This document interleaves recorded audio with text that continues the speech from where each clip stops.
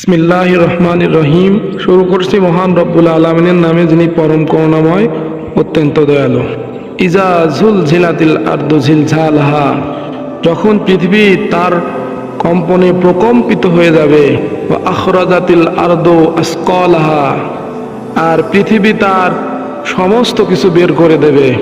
ওয়া ক্বালাল ইনসানু মা লাহা, তখন ভীত স্বতন্ত্র মানুষেরা বলতে থাকবে, হাই, আজ পৃথিবীর কি হলো, এমন কার্যকলাপ করছে কেন? ইয়াউমাইযিন তুহাদ্দিসু আখবারহা, সেদিন পৃথিবীতে যা কিছু সংঘটিত হয়ে গেছিল সব পৃথিবী বর্ণনা করে দেবে। বিআন্না রাব্বাকা ওয়া হালাহা, কেননা আপনার মহান প্রভু এভাবেই তাদের আদেশ করেছেন। ইয়াউমাইযি ইয়াসদুরুন নাসু আশতাতাল লিরাউ আমালাহুম, সেদিন মানুষের অন্তরের বিষয়সমূহ প্রকাশিত হয়ে যাবে।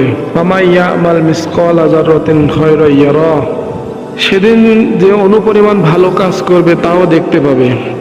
ওয়া ইয়ামাল মিসকালা যাররাতিন শাররান ইয়ারা, আর সূক্ষ্মাত সূক্ষ্ম খারাপ কাজ করলেও তা মহান রব্বুল আলামিন তাদের দেখাবেন। প্রিয় নেটিজেন, আমরা বিশ্বের বড় বড় পারমাণবিক ধর রাষ্ট্রকে ভয় না করে মহান রব্বুল আলামিনের পবিত্র কালামে হাকিমের বিশ্বস্ততাকে মনে রাখবো এবং ভয় করব। কেননা ভয় করতে হলে একমাত্র আল্লাহ তাআলাকেই ভয় করা উচিত। আর পরাক্রমশালী আল্লাহর থেকে বড় কেউ নেই। তিনি নিজেই বলেন, লিল্লাহিল ওয়াহিদিল কাহ্হার, সমস্ত ক্ষমতা একমাত্র মহান রব্বুল আলামিনেরই জন্য।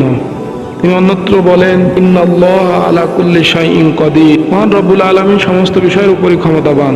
আমরা যেন কাফেরদের ন্যায় কিয়ামতকে অস্বীকার না করে ফেলি।